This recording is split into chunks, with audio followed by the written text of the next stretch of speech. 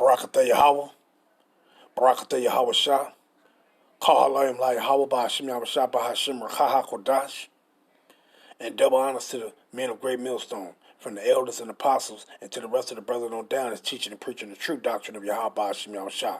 Shalom Bayatah Dabadah, and to the Hakim and Akwat that's out there repenting, Shalom to you, Mashpakah. This your Hakarab coming at you with a quick one. And then I was trying to find this little post that if I'm not mistaken, I think the brother Shapai had uploaded it, where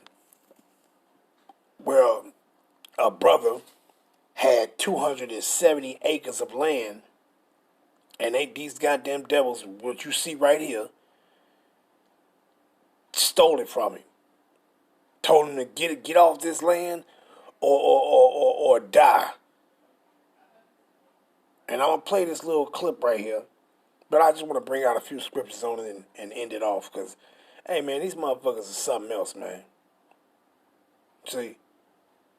But the point, let me grab this scripture right quick. Before I punch these scriptures up, after I read this, let me grab this one, though. Let's read this. Let's go to the book of Micah, which I'm going to go to again. But let's grab this. Micah, chapter 2, and verse 10. Arise ye and depart, for this is not your rest, because it is polluted. It shall destroy you even with a sore destruction. And this is not our rest. You would think that these people would look at and see all that they benefited off of your labors, that they actually benefited, they became rich and successful, was able to build hospitals and banks and all that shit off of your labors. They actually think that what they generated, which is the wealth that they generated off of our labors, they actually think that they actually deserve that. They actually labored for that. And they didn't. And that shit irritates me when when you sit back and say that, oh, don't you know what they have? It belonged to you. They didn't labor for that shit. Your forefathers, your mothers labored for that shit. And they got it. They got to reap from it. Not you. See why? Because this place is not, it wasn't set up for us to be a part of our rest. It wasn't set up for you to prosper. And then you got these Edomites want to speak about these things and bring them up as if they pointing the finger at them. No, it's you. You motherfuckers is guilty, man. Guilty as motherfucking charge, man. And then that goddamn thing that you can do about it. But let me play this before my anger start getting the best of me. Let me play this, and then we gonna get into these scriptures. Open his front door in the morning, and he would see a bundle of sticks tied with string just laying on his front doorstep, and that was all it took, because that was saying, next time it'll be dynamite. There were 48 families who were documented landowners in Forsyth County at that time, black documented landowners at that time. In a matter of days, 1,100 black people were displaced, eclipsing any wealth and progress they'd made during Reconstruction. They had to leave Forsyth County, regardless of what you had, what you owned, you had to leave. Elon Osby is a descendant of one of those families. Her grandfather owned somewhere between 60 and 80 acres of land in Forsyth. I have a home here that's on an acre of land almost, and you're really proud of that, and to think that my grandfather had 80-something acres, it's staggering. It hurts, it's sad, and I can't imagine what my grandfather must have been feeling. Land was more important than money in the bank, and I'm sure that he was very proud of himself as a Negro man, to have property like that. Forsyth remained an all-white county for over 70 years, and that pattern of violence against black people continued. Every decade I looked into, there was another episode of violence. There was another outbreak of really shocking bigotry. Miguel Marcelli was an Atlanta firefighter who came to Lake Lanier in 1980, and he and his girlfriend both of them black, were at a company picnic on Lake Lanier, and Miguel Marcelli got shot in the head. There you have it. But let's just get into it, though. Let's go back to Micah, though. Chapter 2. And what it says, woe to them that devise iniquity and work evil upon their beds. When the morning is light, they practice it, because it is in the power of their hands. And they covet fields and take them by violence, and houses, and take them away. So they oppress a man and his house, even a man and his heritage, meaning your land. See? Why? Because it was in the power of these hands. These motherfucking stinky ass devils. And then you got the other Edomites sitting back trying to speak about these things as if, oh no, I'm not with that. I'm against that. And them are some damn devils. All of them. All of them. See? But they didn't think that this shit gonna come back on them. It's going to come back on them. The judgment is going to come back on them when they're going through their punishment, when we get their ass in captivity. And ain't no mercy going to be extended unto their asses. You can sit back all you want and try to say that, that was a long time ago. The Most High God is not going to have this happen to us. They can say that shit all they want. We can simply go into the scriptures and show you that that's not true. The Most High is going to, they're going to answer for their crimes that they committed against the people of the Most High, man. They're going to answer for their crimes that they committed against the Israelites. They're going to answer for it. I wouldn't give a fuck if it was 100, 200, 300, 400 years ago. I wouldn't give a fuck. You still go pay for everything that they did for us. Did to us, Slakia. They're going to pay. Not only what they did to the southern kingdom, but also what they did to the northern kingdom. They gonna pay for everything that they did to the 12 tribes. Every fucking thing. The Most High don't change. See? Matter of fact, let me make that point real quick. Let me show that with the scriptures. They gonna have to pay, man. They gonna have to motherfucking pay. Let me show you that the time don't mean nothing. It don't matter how long ago it was when they did this or did that. They still got to pay. They still got to pay.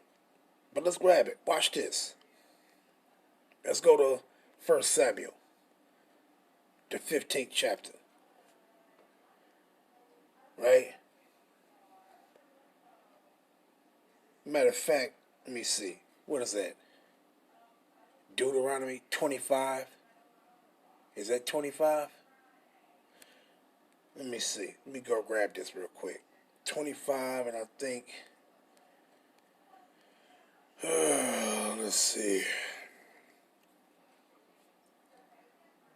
Right here. Deuteronomy 25 and 17. Remember what Amalek did unto thee by the way, when ye were come forth out of Egypt, how he met thee by the way, and smote the hindermost of thee, even all that were feeble behind thee, when thou wast faint and weary, and he feared not Yahweh. See? So he said, remember that. Now let's go back. 1 Samuel 15, starting at 1.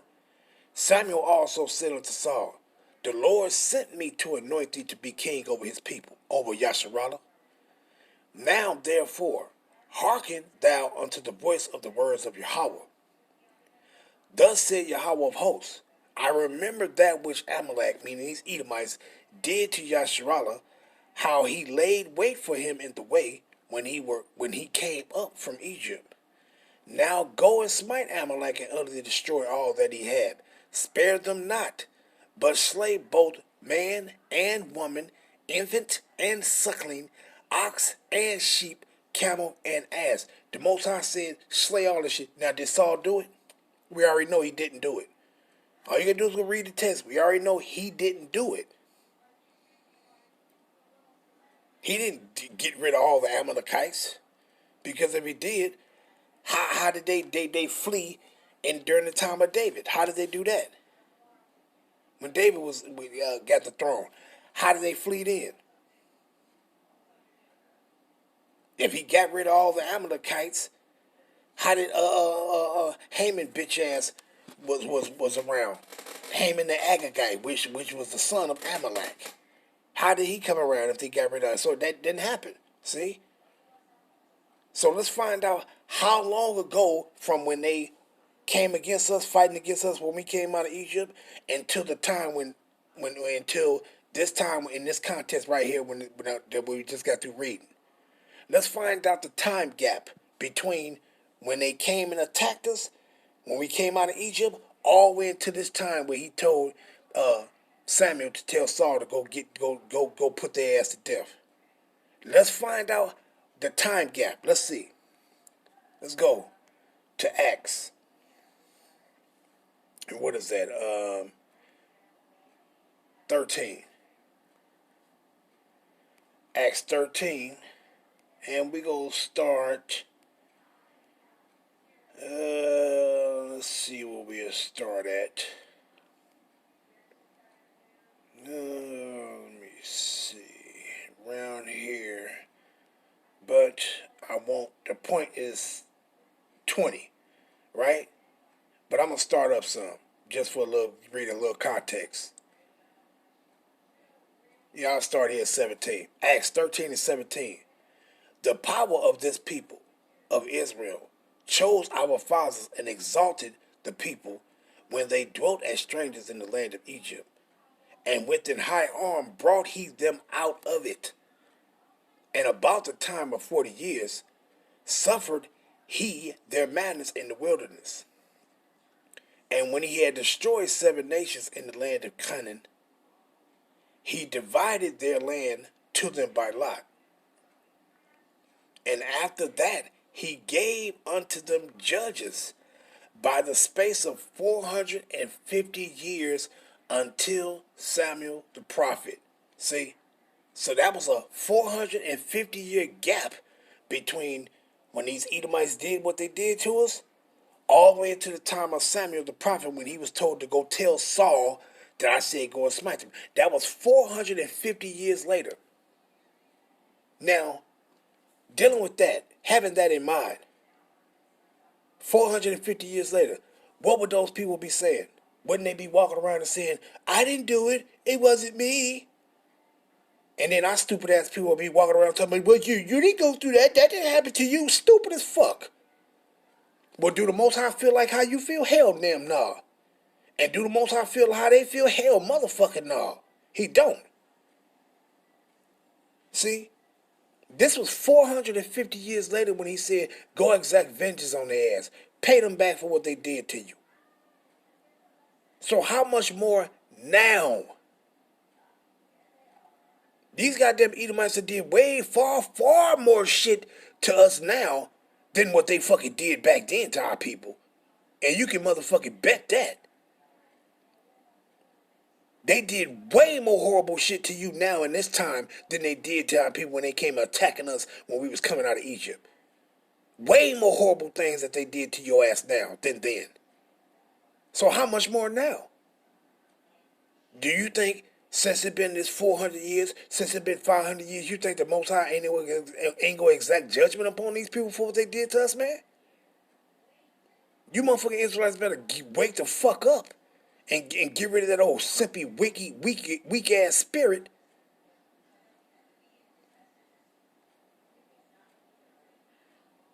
The Most High is going to require that, man. They ain't going to be able to get in. These motherfuckers can't walk around and say, well, it wasn't me. I didn't do it. You going to have to motherfucking pay.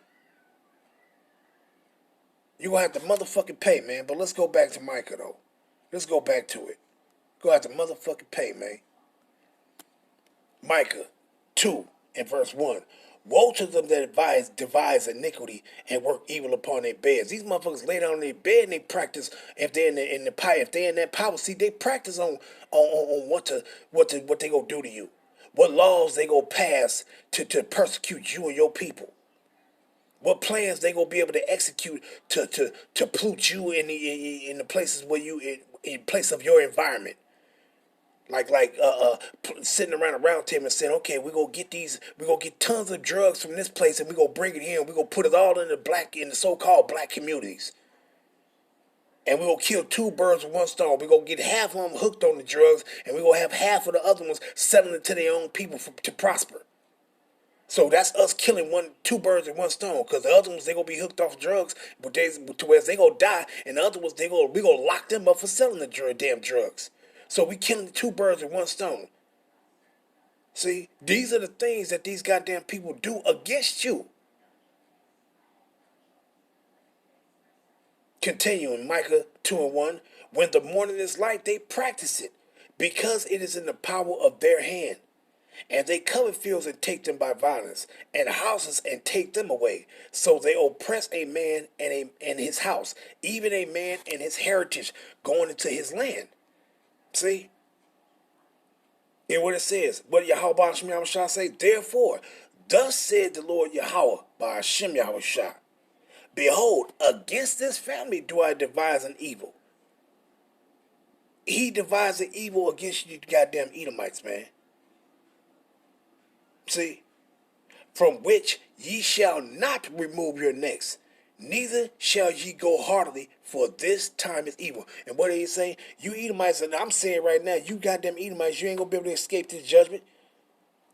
You ain't going to be able to take your neck from it. See? Because what did he say? Matter of fact, let me grab this. Isaiah 33 and verse 1. Woe to thee that spoilest, and thou wast not spoiled, and dealest treacherously, and they dealt not treacherously with thee. When thou shalt cease to spoil, thou shalt be spoiled. And when thou shalt make an end to deal treacherously, they shall deal treacherously with thee. Who is the they? They that they dealt treacherously with. Who gonna spoil them? Those that they spoiled. See? Because they would only be right. It would only be right. It wouldn't be right if we didn't get to lay our hands on them in the time of judgment when Yahweh Ba'ashem Yahushua return. It wouldn't be right if the Most High said, okay, I'm going to allow these other nations to take them into captivity and have them as slaves, and we just sit back and watch. Crazy as hell. They had us as captives. We're going to get them as captives. They took everything from us. Guess what? We're going to take everything from them. Their blessing ain't going to be no more. That's going to be it. They ain't going to have nothing. Everything that was given to them is going to be taken. The lands that the Most High gave him, that ain't going to be theirs no more. It's going to belong to us. They ain't going to have nothing. They just going to be a possession. And then after that, we go get rid of their asses. The Edomites ain't gonna be allotted land after their captivity, 1,000 years of serving the Israelites. They ain't gonna be allotted the territory to go and build and shit. No, they're not going to build no more. They gonna cease from existing. And if you think we lying, just watch and see. Just wait and motherfucking see. Or just open your goddamn ears and listen to these words of Yahweh Ba'ashem Yahushua that's being brought out. They ass gonna cease from existing. See? But let's go back. And what it says, Micah 2 and 3, therefore thus said Yahweh, behold, against this family do I devise an evil, which ye shall not remove your necks, neither shall ye go heartily for this time of ease. And what did he say pertaining to these Edomites? Hey, you gotta receive your judgment, man. You gotta receive your judgment. Amos 1, and let's go down to verse 11. And what he says, thus said Yahweh, for 3 transgressions of Edom, and for 4, I will not turn away the punishment thereof. So no matter what these Edomites say, no matter if they get on things and say, yeah, see, and this is cold, this is messed up how our people did them, and it was so wrong, that shit ain't gonna help you. That shit ain't gonna motherfucking help you. That you might be able to deceive some of our people with that shit. What did he say in this? What he says, when he come weeping and with his damn eyes, don't fucking trust this. Matter of fact, let me grab that one real quick. Let me push that up real quick. D said, when they come weeping with their motherfucking eyes, don't fall for it, man. Don't motherfucking fall for it. Let me grab this. I'm gonna hold this, but I'm gonna grab it. Let's grab that real quick. Let's read that. You know, motherfucker, our people are something else, man.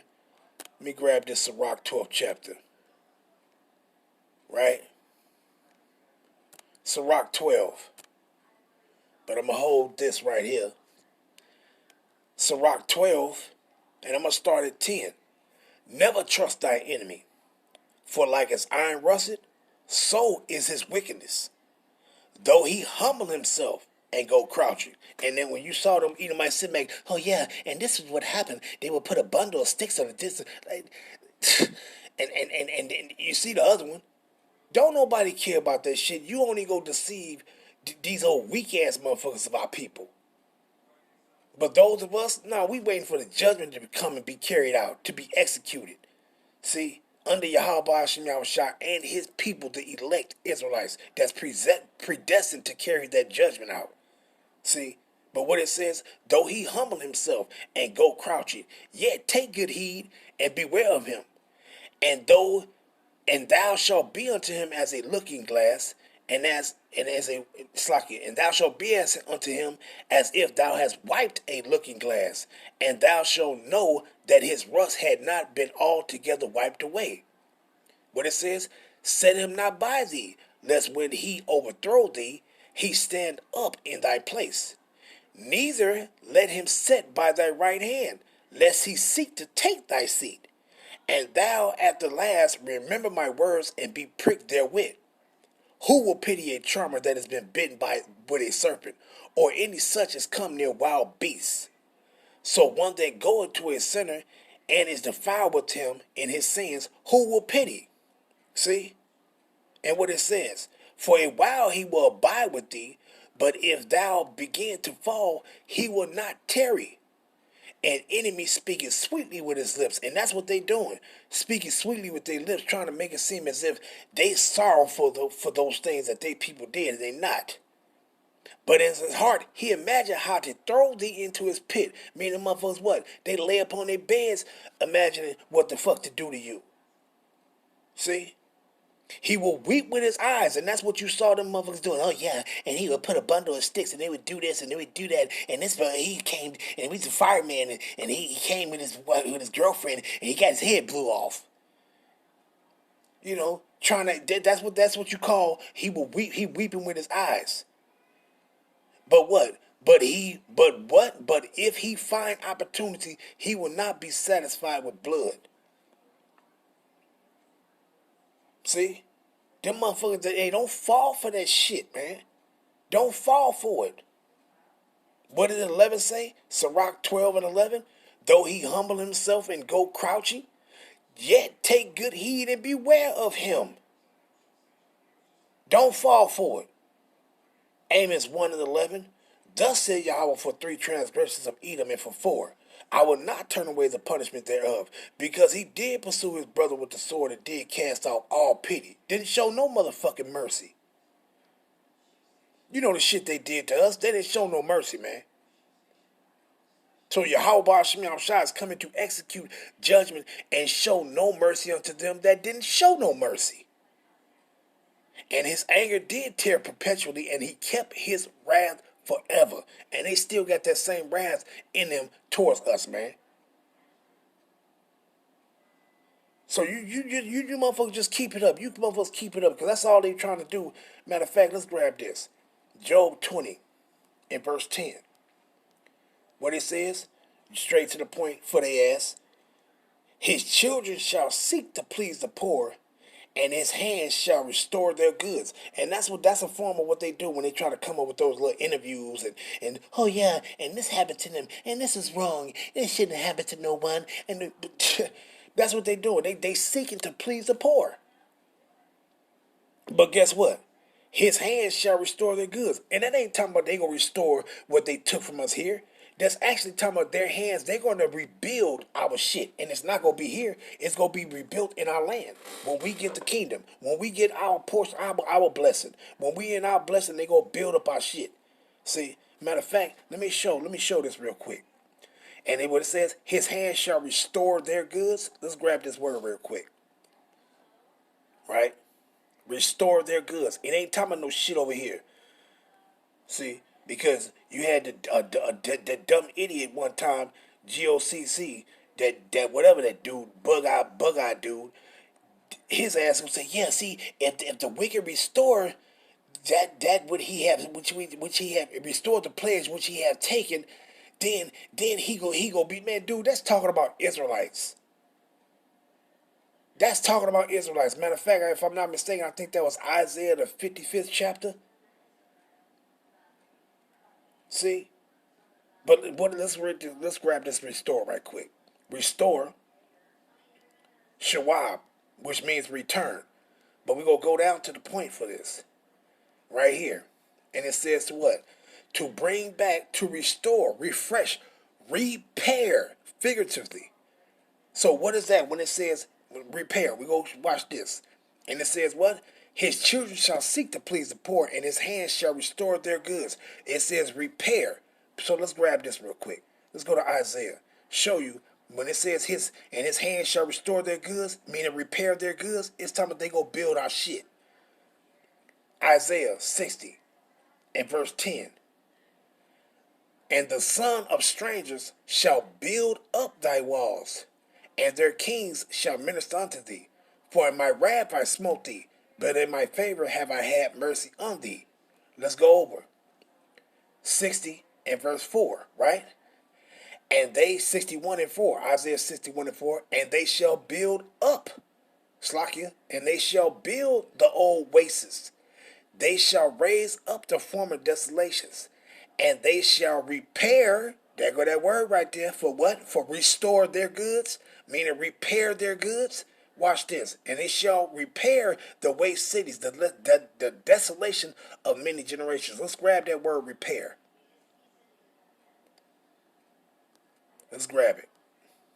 And they shall repair. What did it say? Kadash.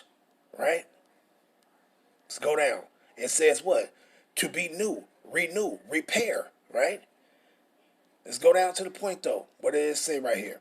Strong's definition. Kadash, a primitive root to be new, causatively to rebuild. You see that? So that repair, them restoring our goods, they're going to repair. Meaning what? They're going to rebuild. See? So when they going to restore our goods, when are they going to rebuild our goods? When we get the blessing, when Yahweh come and we get their ass in captivity. See? So let's go back to that Job 20 and 10. His children shall seek to please the poor, and that's what they're doing right now. But what? His hands shall restore their goods, and they're going to restore our goods because they're going to build all the old waste places of our land after the destruction. See? But some individuals read this and say, see, they go rebuild. Look, you ain't getting anything they took from you here. You ain't getting it back here because this ain't our place. See? So they can do all that bullshit that they want. That shit ain't gonna help them, man. But let me just grab this real quick, a few more, and I'm gonna end it off. Let me grab this Isaiah 10, right? Woe unto them that devise unrighteous decrees, and write grievousness which they have prescribed, to turn aside the needy from judgment, and to take away the right from the poor of the people, that widows may be their prey, and that they may rob the fatherless. And what did they do? Did not they rob the fatherless of our people? They killed your ass, and then who was left? The son and the mother, or the daughter and the mother. See? That's why you saw that sister, she talking about her grandfather had 80 acres of land, and then the house that she living in, she might have a acre, if that. See? What are they doing? They oppressing the fatherless, the descendants. See? But their judgment is coming, though. Their judgment is motherfucking coming. And what will ye do in the day of visitation? What will they do in the day of visitation when Yahweh Hashem Yahushua return? When Yahweh send back our Lord and your Savior, Mashiach Malak Yahushua? What they gonna do in that day? They ain't gonna do shit but get ready to go into motherfucking captivity.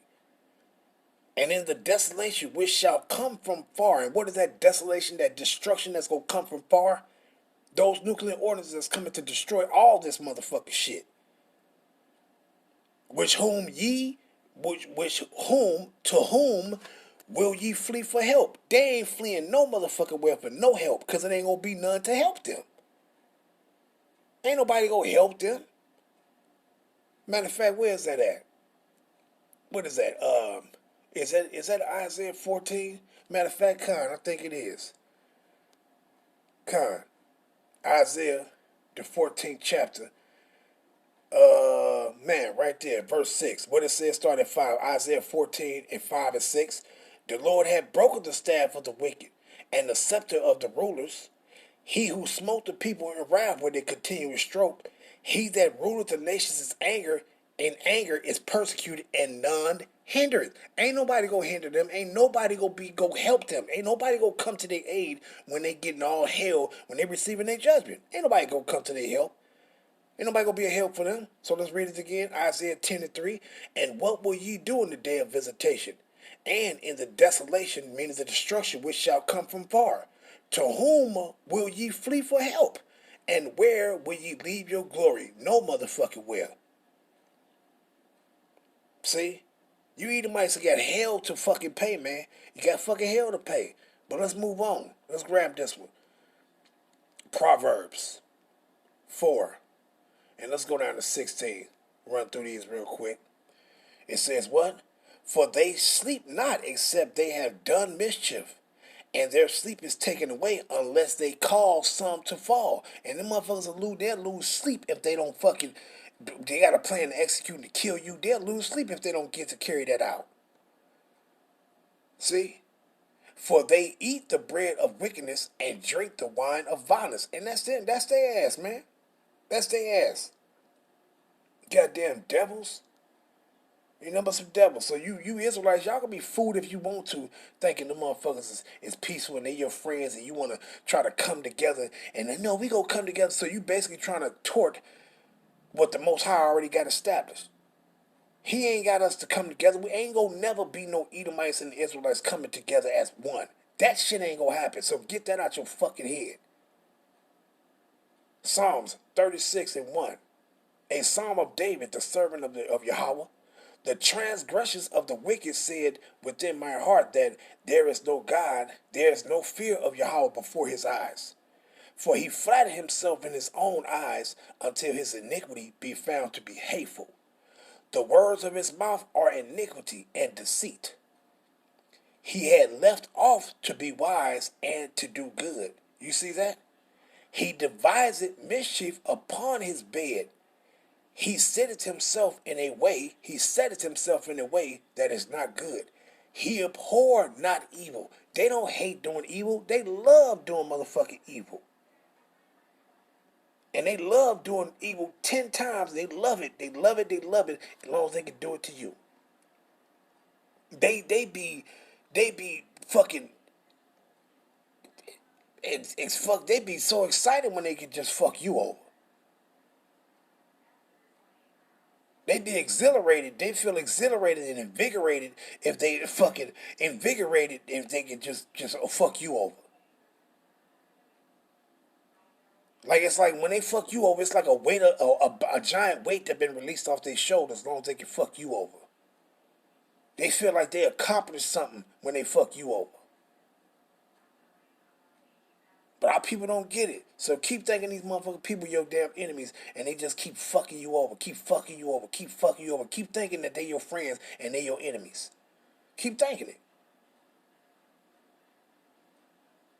But I just want to bring those out because that shit ticked me off when I saw that. Like, hey, man, there's so many other stories that'll be brought out that you don't even know about. It'll tick your ass off, man. And you'll be like, God damn, that's all these people ever did to us was just fuck us over. Yeah, they always did it. When you was in your lower state, they came and stomp your ass down even lower. See? And that's exactly why it don't matter how many years it's been since this or since that. The Most High is still going to execute vengeance upon their ass for everything that they have done. And I'm going to end it off there. All praise be to Yahweh Hashem Yahushua, Bahashem, Rakah, Ha, Kodash. Shalom Yasharallah. Shalom.